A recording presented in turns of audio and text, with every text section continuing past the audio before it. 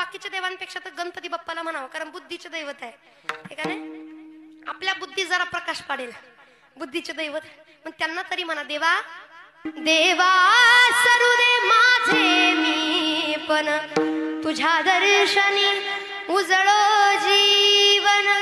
गरे सानी सारे ग म ग रे ग ग म ग रे ग म प म प म प म ग रे ग रे सा. देवा सरू दे माझे मी पण तुझ्या दर्शनी उजळो जीवन.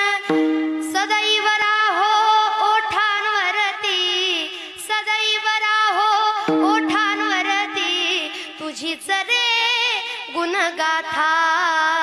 तू सुख करता, तू दुःख हरता, तू सुख करता, तू दुःख हरता, तूच करता आणि करविता.